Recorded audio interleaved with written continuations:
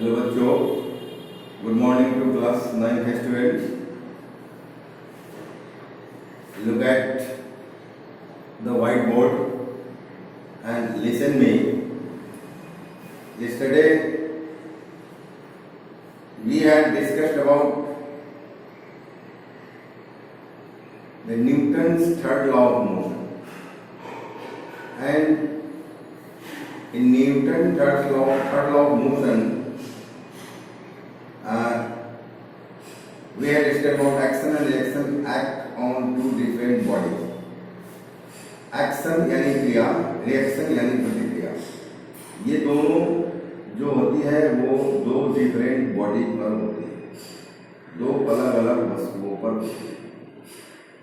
जैसा कि ये बॉक्स में दिया गया है, जो बॉक्स एक्सर्ट कर रहा है action on the ground and the ground exert in equal and opposite reaction on the box. Box का एक्शन डाउनवर्ड है और ग्राउंड का एक्शन अपवर्ड है, यानी कि अपोजिट एक्शन है. तो एक्शन एंड रिएक्शन तो दोनों इक्वल है, इसीलिए बॉक्स रेस्ट में है ना, स्थिर अवस्था में, क्योंकि एक्शन और रिएक्शन दोनों इक्वल है पर डायरेक्शन अपोजिट है. Newton third law of motion तो यही कहता है ना, क्या कहता है कि to every action there is an equal and opposite reaction. यही Newton third law of motion कहता है. अब इन बातों को, ये Newton third law of motion को समझने के लिए कुछ एग्जांपल्स को देखना है. वही टॉपिक यहाँ लिखा हुआ है, डेटेड ऑन 23rd होगा है ना, 23rd 7 2020 class 9 physics chapter 2 topic some examples to illustrate Newton's third law of motion. How do we walk. यह एक एग्जांपल है. हम लोग है ना कैसे चलते हैं, जमीन पर हम लोग कैसे चलते हैं, इसको देखना है. यहाँ न्यूटन के गति का है ना तीसरा नियम जो है वो लागू होता है. How do we walk. When we walk on the ground, then our foot pushes the ground backward.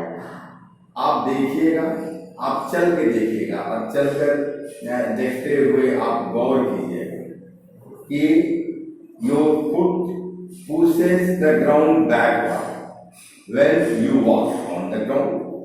Then your foot pushes the ground backward, and in return the ground pushes our foot forward. है ना, हमारा पैर जो है वो, हमारा पैर ground को पीछे की तरफ धकेलता है, जो एक्शन हो गया. और उसके जवाब में equal and opposite reaction ground करता है हमारे पैर पर, जो आगे की ओर पुश करता है. द फॉरवर्ड रिएक्शन है ना, ये रिएक्शन है ग्राउंड का जो फॉरवर्ड आगे की तरफ है, और यह रिएक्शन फोर्स जो है ग्राउंड के द्वारा हमारे फुट पर लगाया जाता है, जिससे हम आगे की ओर बढ़ते हैं. तो यहाँ सिंपल बात है, ग्राउंड पर हम चलते हैं तो हमारा फुट ग्राउंड को पुश करता है, यानी एक्शन फोर्स लगाता है बैकवर्ड के तरफ, पीछे के तरफ. इसके रिटर्न में ग्राउंड पुश करता है हमारे फुट को, है ना, फॉरवर्ड के तरफ, है ना, forward. So the forward reaction exerted by the ground on our foot makes us walk forward. यानी कि जो फॉरवर्ड जो रिएक्शन जो होता है, तो forward reaction exerted by the ground on our foot makes us walk forward. हमें forward है ना चलने के लायक बनाता है और हम लोग फॉरवर्ड चल पाते हैं. If however the ground is slippery. अब देखना है एक स्थिति सिचुएशन है, यदि ये ग्राउंड जो है मिट्टी का है और उस पर वर्षा हो गई है तो ग्राउंड स्लिपरी हो जाता है, पैर स्लिप करता है उस पर. तो if the ground is slippery और if there is all ice, सिर्फ बर्फ ही बर्फ हो, है ना, तो बर्फ पर भी चलना काफी कठिन होता है, क्योंकि वह भी जो है स्लिपरी हो जाता है. है ना, स्लिपरी होता है. So if however the ground is slippery or if there is all ice, it becomes very difficult to walk. तब वॉक कर पाना बहुत ही डिफिकल्ट हो जाता है. जैसा कि फिगर में दिया है आपके क्लास 9 के फिजिक्स बुक का पेज नंबर 66 में फिगर 30 को देखिए, 31 को देखिए, 32 को देखिए. ये सारे फिगर समझने वाले हैं, है ना. फिगर से समझा जाता है, टॉपिक को क्लियर किया जाता है. So if however the ground is slippery or if there is all ice, it becomes very difficult to walk. काफी कठिन हो जाता है वॉक कर पाना. This is due to the fact that on the slippery ground or ice, the friction is much less. Friction force जो है ground surface और हमारे जो जूता है उसका सोल का नीचे वाला जो सतह है उस दोनों के बीच और ग्राउंड के बीच में, द ग्राउंड और हमारे सोल के बीच में जो फ्रिक्शनल फोर्स क्या होता है बहुत कम हो जाता है ना. And we cannot exert backward action force on slippery ground. और बैकवर्ड एक्शन जो हमारा फुट एक्सर्ट करता है ग्राउंड पर, एक्शन फोर्स लगाता है, action force, backward action force, यह हम नहीं लगा पाते हैं स्लिपरी ग्राउंड या आइसी ग्राउंड, है ना. जो प्रोड्यूस करता है एक forward direction force on us. तो बैकवर्ड फोर्स हम एक्सर्ट करेंगे तब ना फॉरवर्ड रिएक्शन फोर्स लगेगा फुट पर आगे की or equal and opposite direction में, तब ना हम आगे बढ़ेंगे. तो हम तो ये क्या कहते हैं बैकवर्ड एक्शन फोर्स बहुत ही कम लगा पाते हैं, इसलिए बैकवर्ड ये फॉरवर्ड रिएक्शन फोर्स बहुत ही कम हमारे फुट पर ग्राउंड द्वारा लगता है, जिससे चलने में कठिनाई होती है. ठीक है, यह बात समझ में आ गई. अब यहाँ यह बात है कि हमको डिस्कस करना है the case of swimmer. Swimmer के केस में देखिए, स्विमर जो तैराक होते हैं, तैरते हैं, उसमें क्या है ना, swimmer pushes the water backward और apply force on the water backward. Swimmer क्या करता है, पानी को बैकवर्ड पुश करता है और फोर्स अप्लाई करता है बैकवर्ड, पीछे की तरफ. देखिए ये स्विमर फिगर 32 में देखिए, the swimmer pushes the water backward and the water pushes the swimmer forward, है ना, and makes the swimmer move forward. तो swimmer forward move करता है ना, वाटर के रिएक्शन फोर्स जो फॉरवर्ड लगता है उसके कारण swimmer forward move करता है. So a swimmer pushes the water backward or applies force on the water backward with his hands and feet to move in forward direction in water. So it is the equal and opposite reaction to this force which pushes the swimmer forward. अब यहाँ ध्यान देने की बात यह है कि though action and reaction forces are equal in magnitude, but they don't produce equal acceleration in two bodies on which they act, है ना. तो यहाँ कहता है कि एक्शन और रिएक्शन जो है हमको यहाँ देखना है, लिखा हुआ है क्या कि इसको समझना है इस बात को कि यहाँ कि दो action and reaction forces are equal in magnitude, है ना. दो action and reaction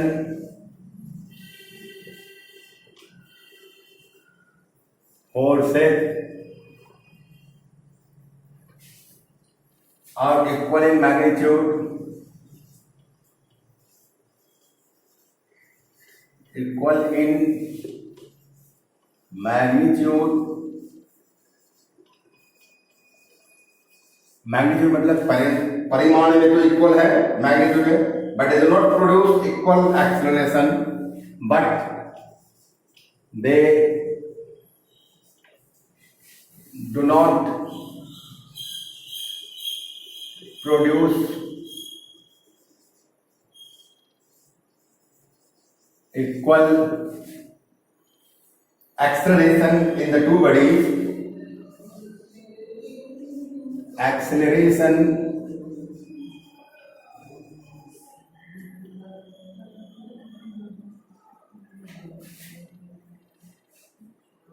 in the two bodies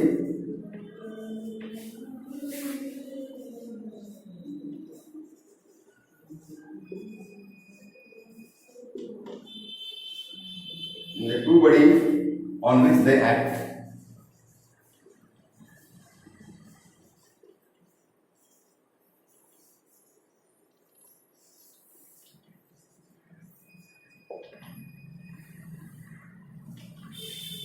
मतलब ये हुआ कि एक्शन और रिएक्शन जो है, एक्शन रिएक्शन फोर्सेस वो इक्वल इन मैग्नीट्यूड तो होते हैं और अपोजिट डायरेक्शन में होते हैं, but they do not produce equal acceleration in to bodies on which they act. दो बॉडीज पर जो एक्ट होते हैं, एक्शन और रिएक्शनल फोर्स है ना, एक्शन एंड रिएक्शनल फोर्सेस, वो समान एक्सेलरेशन यानी त्वरण दोनों बड़े प्रोड्यूस नहीं कर पाते हैं, है ना. क्यों? What is the reason behind it? This is because the two bodies on which action and reaction forces act usually have different masses. सामान्य रूप से दो बॉडी जिन पर की एक्शन और रिएक्शन फोर्स लगते हैं, है ना, वो क्या होते हैं, उनका जो मास जो होता है ना वो डिफरेंट होता है. एक का मास ज्यादा होगा, एक का मास कम होगा. तो कम मास जिसका होगा जिस बॉडी पर, जिस बॉडी का मास कम होगा उसमें एक्सेलरेशन ज्यादा प्रोड्यूस होगा. जिस बॉडी का मास ज्यादा होगा उसमें एक्सेलरेशन कम प्रोड्यूस होगा. So the acceleration produce will be more in the body having less mass, whereas the acceleration produced will be less in the body having more mass. है ना. इसको भी लिखना चाहिए, लिखना पड़ेगा कि ये the acceleration produced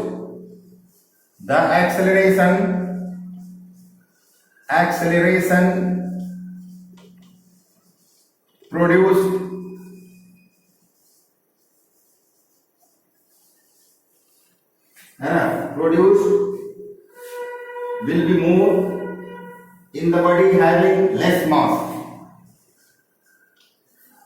will be more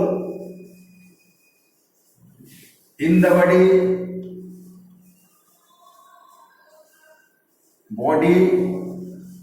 having less mass,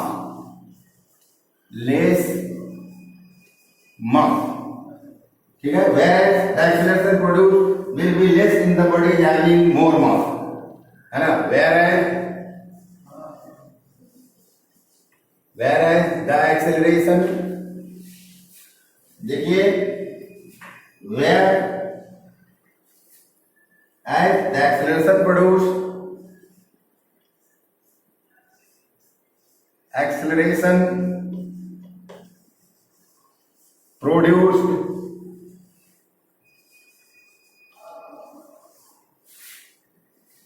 the acceleration produced will be less in the body having more mass,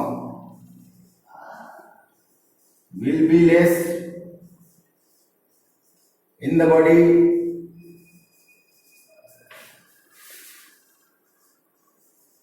having